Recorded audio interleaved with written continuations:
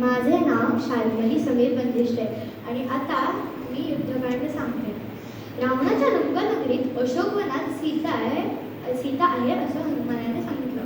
रामाने शुभमुहूर्त पाहिला व सर्व वानरसेनेसह त्याने लंकेकडे प्रयाण केले.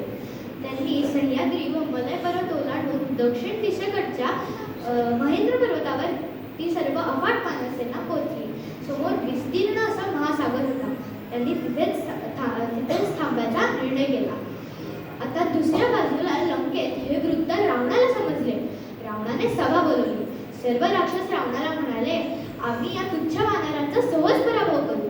तेव्हा विभीषण म्हणाला, राम धर्माने आहे, इथे तुमच्या शौर्याचा मुळीच उपयोग होणार नाही. चोरून आणलेल्या सीतेला परत द्यावे असे माझे मत आहे. तेव्हा रावण चिडून म्हणला, तू आहेस तर माझा भाऊ, पण कुलकलंक, धिक्कार आहे तुझ्यावर विभीषणा. हे कठोर भाषण ऐकून विभीषणाने रावणाची बाजू सोडली व तो रामाला शरण आला. रामाने त्याला अभय दिली व सर्व राक्षसांचे बळ जाणून घेतले. विश्वकर्माचा पुत्र नल यांनी सेतू बांधायला सुरुवात केली. सर्व वानरांनी मोठे मोठे वृक्ष व रथा उपटून आणल्या व हत्ती एवढे मोठे दगड समुद्रात टाकले. फक्त 5 दिवसात 100 योजन लांबचा सेतू बांधून झाला होता. मग श्रीरामांसहित सर्व वानरसेना लंकेच्या द्वारावर पोहोचली. रावणाला शेवटची संधी द्यायला रामाने शिष्टाई म्हणून वालीपुत्र अंगदला रावणाकडे पाठवले.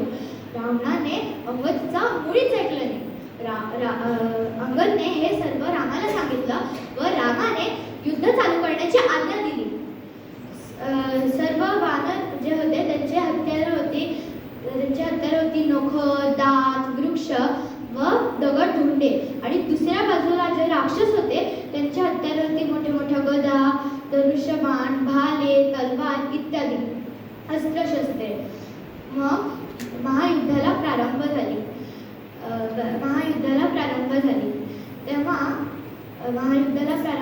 आणि घनघोर युद्ध चालू झाले. मग बऱ्याच राक्षसांचा व वानरांचा नाश झाला होता आणि तेव्हा रावणाने त्याचा मोठा भाऊ कुंभकर्ण याला युद्धाला पाठवले. रामाने त्याचे हात पाय तोडून त्याचा ब्रह्मास्त्राने त्याचे शिर धडा वेगळं केले आणि त्याचे पुत्र कुंभ यांचाही वध केला. मग विभीषण रामाकडे आला व म्हणाला, रावण पुत्र इंद्रजित मायावी युद्धात पारंगत आहे. तो सिद्धी प्राप्त करण्यासाठी एक यज्ञ करतोय, तो पूर्ण होऊ देऊ नये. मग लक्ष्मणाने त्या यज्ञस्थळावर जाऊन त्या यज्ञाचा नाश केला व इंद्रजिताचा संहार केला. आता रावण खूप चिडला आणि त्यांनी स्वतः युद्धाला यायचे ठरवले.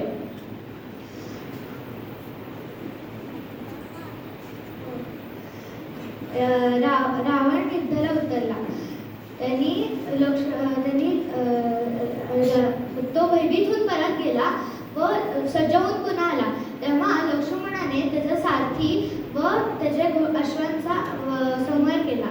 रावण खूप चिडला आणि त्यांनी लक्ष्मणावर एक शक्ती टाकली. त्याच्याने लक्ष्मण मूर्छित होऊन पडला. तेव्हा वैद्य सुषेणाने हनुमंताला सांगितले, तू हिमालयातून संजीवनी औषधी आण. तेव्हा हनुमंत तिकडे गेला व त्यांनी तो अवघा पर्वतच उचलून तिकडे आणून ठेवला. आता वैद्याने लक्ष्मणाचा उपचार केला व लक्ष्मण शुद्धीवर आला. आता राम आणि रावण युद्ध घनघोरतेने चालू झाले. सर्व देव व गांधर्व आकाशातून त्यांचे युद्ध बघत होते. तेव्हा इंद्राने त्याचा सारथी मातली याला सांगितलं, तू रथ घेऊन जा, रामाला आता याची आवश्यकता आहे. मातलीने इंद्राचे ऐकले व तो रथ घेऊन रामाकडे आला. रामाने रथाला एक प्रदक्षिणा मारली व रथ रूढ होऊन त्याने युद्ध चालू केले. त्यांनी बऱ्याचदा रावणाचे शिर उडवले पण दुसरे शिर लगेच उत्पन्न झाले. तेव्हा तो खूपच आश्चर्यचकित झाला. तेव्हा अगस्त्य मुनी तिकडे आले व त्यांनी रामाला आदित्य हृदय स्तोत्राचा पठण करायला सांगितलं. रामाने सूर्याची स्तुती केली व त्यांनी अगस्त्य ऋषीने दिलेला बाण ब्रह्मास्त्राने भरून रावणाचा वृक्षस्थळी सोडला. झालं. रावणाचा वृक्ष सैल सोडला. झालं. रावण गतप्राण होऊन जमिनीवर पडला. सर्व वानर आनंदित झाले. मग रामाने लक्ष्मणाला पाठवून विभीषणाचा राज्याभिषेक करून घेतला. विभीषणाने सीतेला सुंदर वस्त्र व आभूषणांनी सुसज्जित करून रामाकडे परत दिले व रावणाच्या बंदिवासात असलेल्या देवांनाही त्याने सोडवलं. मग राम विभीषणांना म्हणाले, रावण तुझा मोठा भाऊ होता, तू त्याचा अंतिम संस्कार करायला पाहिजे.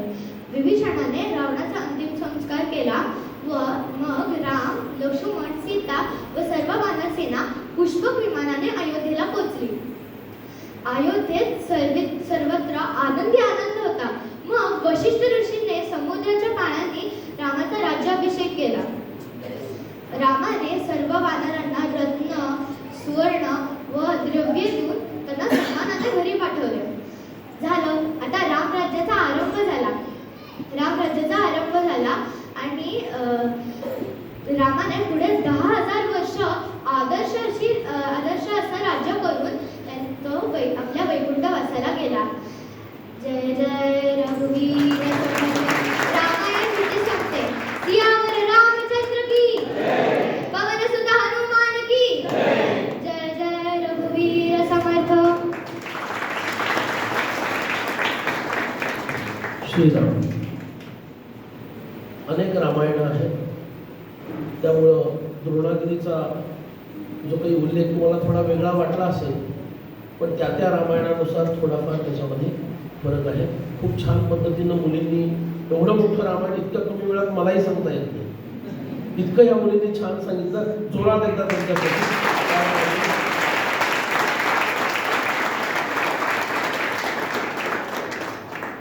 आता मुलींच्या आवडीचा भजनाचा कार्यक्रम होणार आहे. भोजनाचा नाही म्हटलं, इतक्या आनंदित होऊन छान भजनाचा कार्यक्रम होईल. आणि त्यासाठी मी माझे 2 मित्र समर्थ भक्त अनिल बुवा प्रभुणे आणि समर्थ भक्त प्रतीक बुवा कोठावळे यांना विनंती करतो की त्यांनी मुलींकडून छान भजनं म्हणवून घ्यावीत